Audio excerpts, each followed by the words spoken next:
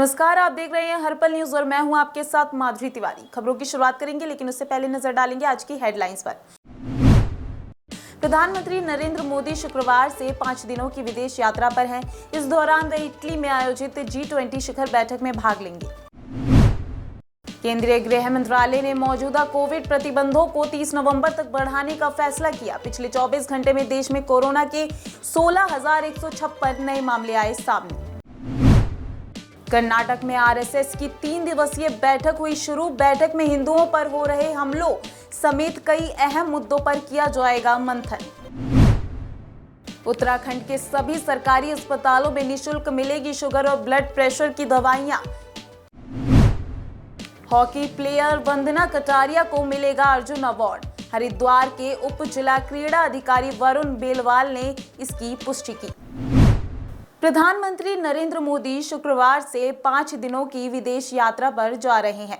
वे 29 से 31 अक्टूबर तक रोम में रहेंगे। इस दौरान वे इटली में आयोजित G20 शिखर बैठक में भाग लेंगे। इटली के पीएम के न्योते पर वह रोम जा रहे हैं। 1 नवंबर को पीएम ब्रिटेन के ग्लासगो शहर में कोप 26 बैठक में भारत का पक्ष रखेंगे। विदेश सचिव हर्षवर्धन श्रृंगला ने गुरुवार को बताया कि यह 8वीं G20 बैठक है, जिसमें पीएम शामिल होंगे। पिछले साल संगठन की शिखर बैठक कोरोना महामारी के कारण वर्चुअल हुई थी। उसकी मेजबानी सऊदी अरब ने की थी। इससे पहले जून 2019 में जापान के ओसाका में हुई G20 बैठक में पीएम मोदी ने व्यक्तिगत तौर पर भाग लिया था। इटली की मेजबानी में होने वाली इस साल की बैठक का विषय जनता, पृथ्वी और समृद्धि है। यह विषय यूएन के टिकाऊ विकास के एजेंडा 2030 पर आधारित है। इटली बैठक का फोकस कोरोना महामारी से अर्थव्यवस्थाओं को उबारना, वैश्विक स्वास्थ्य, सुशासन, जलवायु परिवर्तन, टिकाऊ विकास और खाद्य सुरक्षा। श्रृंगला ने कहा कि भारत इटली द्वारा चुने गए प्राथमिकता क्षेत्रों का पूरी तरह समर्थन करता है।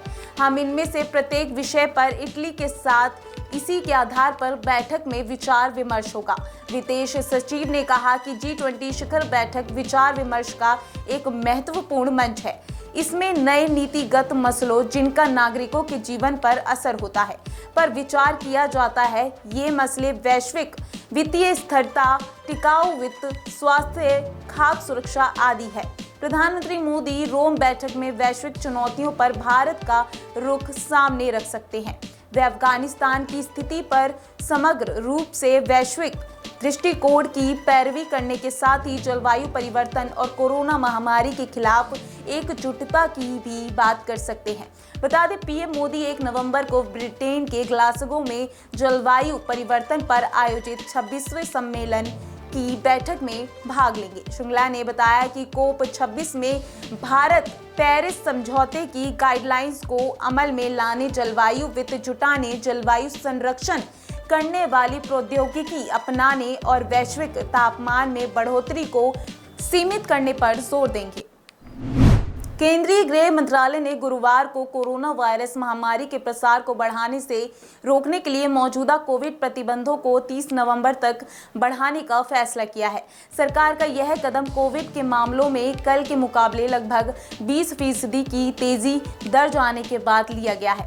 पिछले 24 घंटों में देश में कोरोना के 16,156 नए मामले दर्ज किए गए हैं। अब इस बीमारी के कुल मामलों की संख्या 3,42,31,909 हो गई है।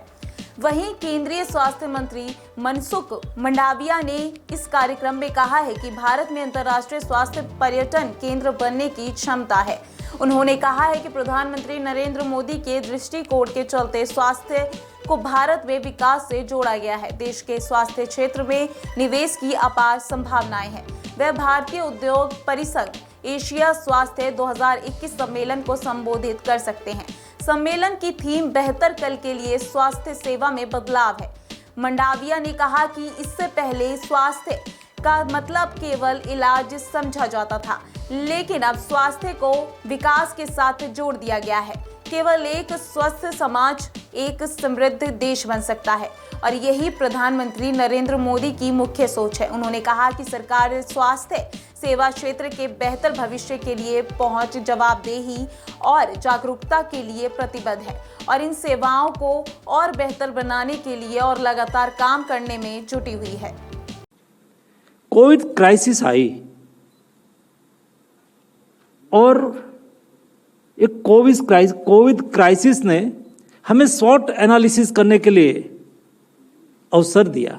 हमारी क्या क्या कमी है, क्या करना और करने की आवश्यकता है, भविष्य में कोई भी पैंडेमिक आए तो हम उसका सामना कर सके। इसलिए मोदी जी ने Ayushman Bharat health infrastructure mission, उसमें से ही जन्म हुआ है। कहाँ लैप्सिस है, ये लैप्सिस को पूरा करने के लिए यस्टरडे प्रधानमंत्री जी ने वाराणसी से 64,000 करोड़ रुपए की 5 साल में 5 इयर्स में 64,000 करोड़ रुपीस इस योजना पर खर्च किया जाएगा और उसमें टारगेट सेक्टर है डिस्ट्रिक्ट, ब्लॉक, डिस्ट्रिक्ट और क्षेत्र और नेशनल, सभी लेवल पर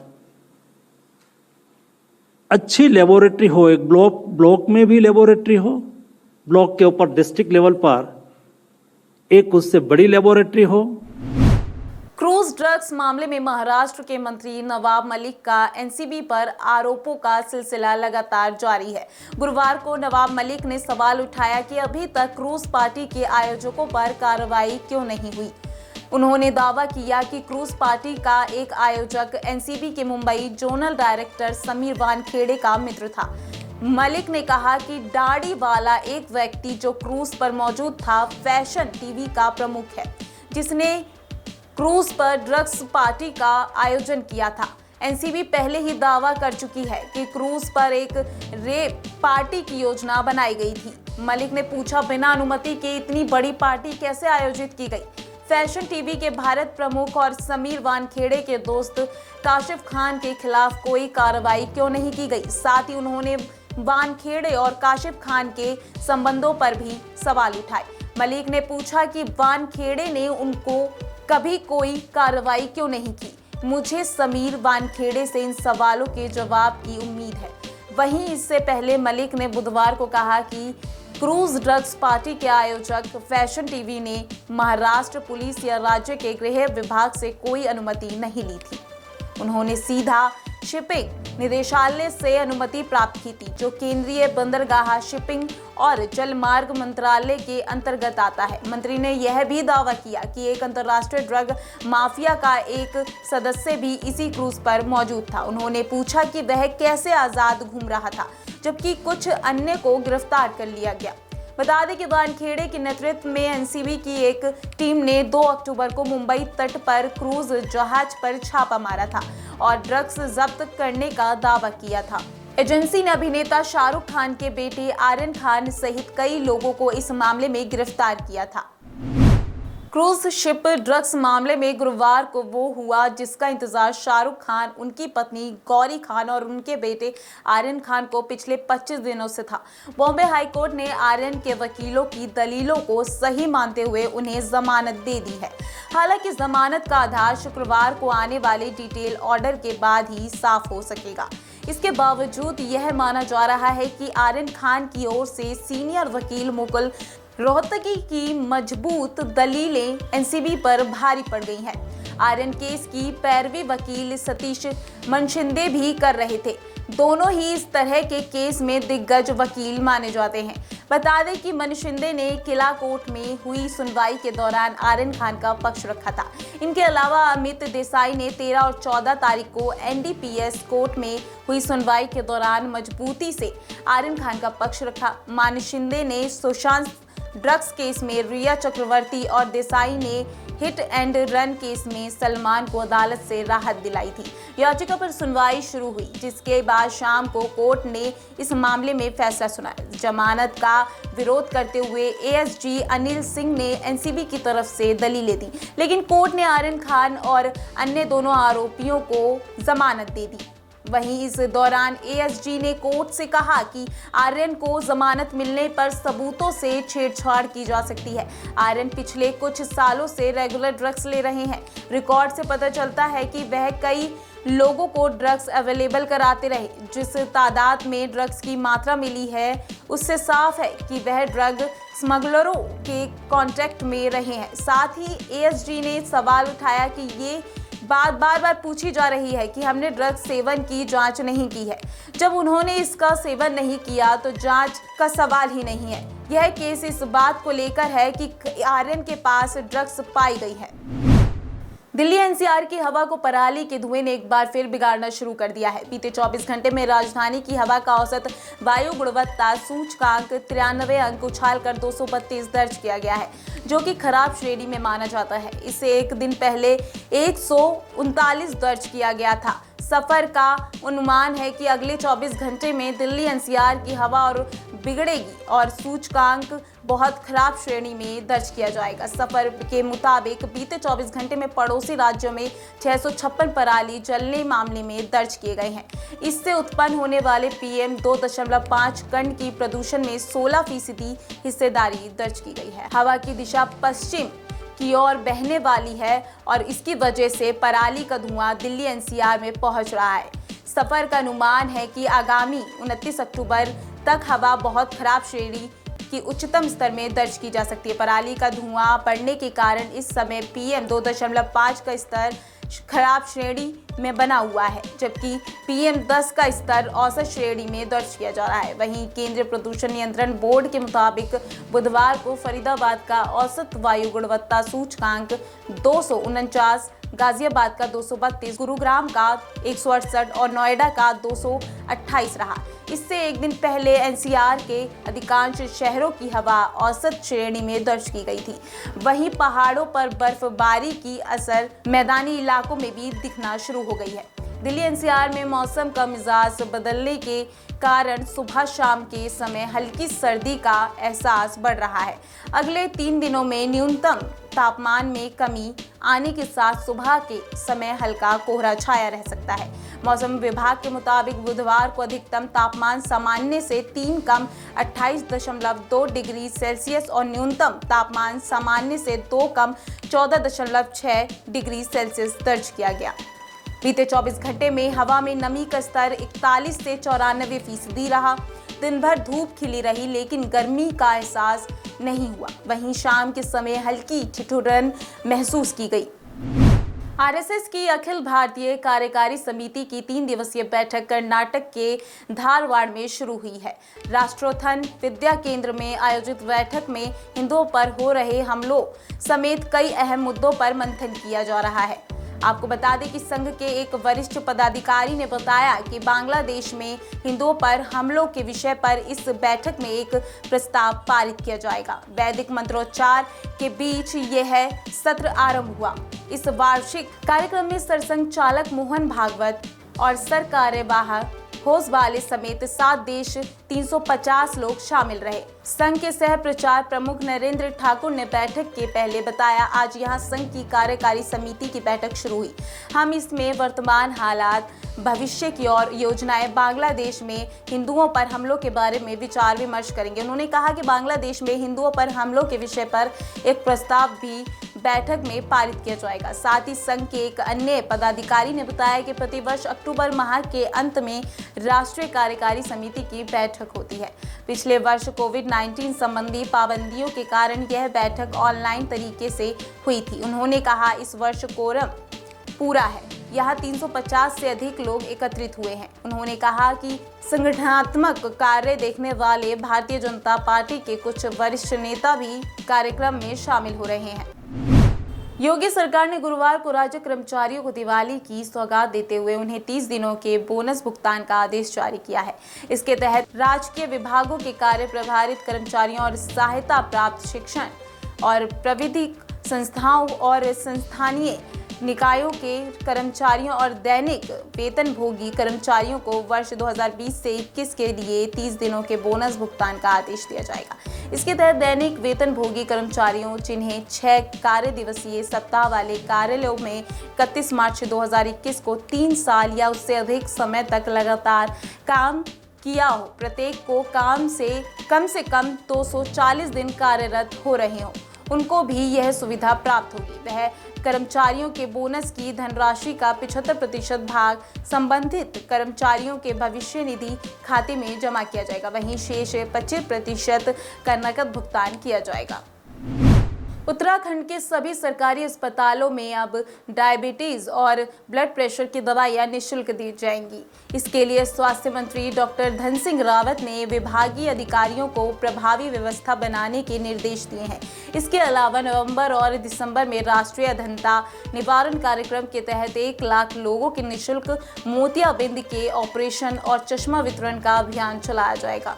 बृहस्पतिवार को स्वास्थ्य मंत्री ने स्वास्थ्य विभाग और राष्ट्रीय स्वास्थ्य मिशन की समीक्षा में अधिकारियों को निर्देश दिए कि स्वास्थ्य योजनाओं का समयबद्ध तरीके से क्रियान्वयन किया जाएगा। उन्होंने विभिन्न निर्माण कार्यों में हो रही लोटलतीफी और बजट खर्च करने की धीमी गति पर नाराजगी जताते हुए अधिकारियों को जमकर फटकार लगाई। साथ ही उन्होंने कहा कि स्वास्थ्य महानिदेशक को लापरवाही बरतने वाले अधिकारी कर्मचारियों से स्पष्टीकरण मांगने के लिए निर्देश दिए। विभागीय मंत्री ने अस्पतालों में खाली पड़े एक्सरे और लैब टेक्नीशियन के 240 पदों को 1 माह के भीतर आउटसोर्स से भरने और एनएचएम के तहत चिकित्सा अधिकारी, नर्स, काउंसलर, टेक्नीशियन और एएनएम के पदों को 10 नवंबर तक भरने के निर्देश दिए। उन्होंने कोविड-19 संक्रमण की तीसरी लहर के मद्देनजर वैक्सीन की 100% डोज लगाने के लिए आशा वर्करों के माध्यम से जागरूकता अभियान चलाने को कहा। वहीं बैठक में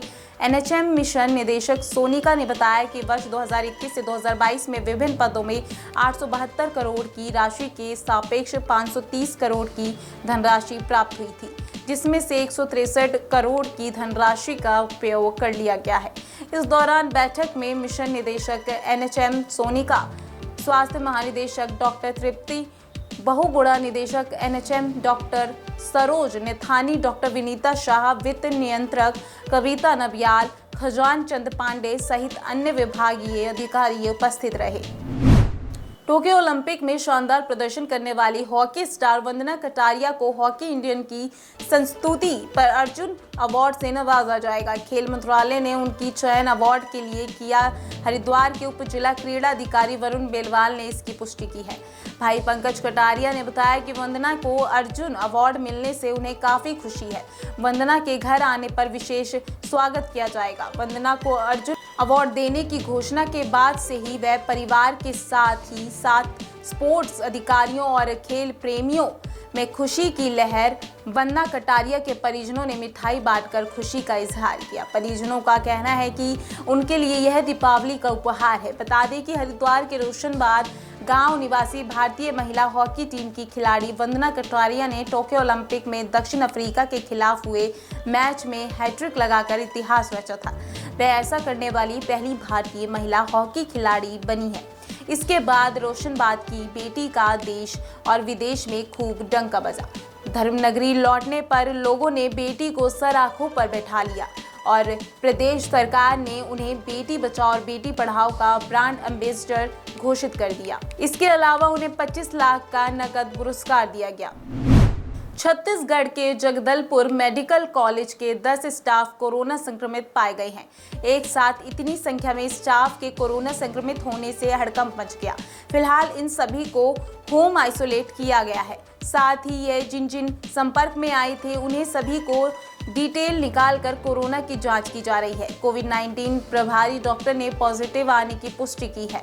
कोरोना की चपेट में आने वाले सभी 10 स्टाफ माइक्रोबायोलॉजी के हैं। बताया जा रहा है कि इनमें से एक डॉक्टर भी संक्रमित हो गया है। इन सभी को कोरोना की वैक्सीन भी लग चुकी है। साथ ही इनके संपर्क में आए माइक्रोबायोलॉजी के लगभग 25 से ज्यादा स्टाफ की कोरोना की जांच की जा रही है।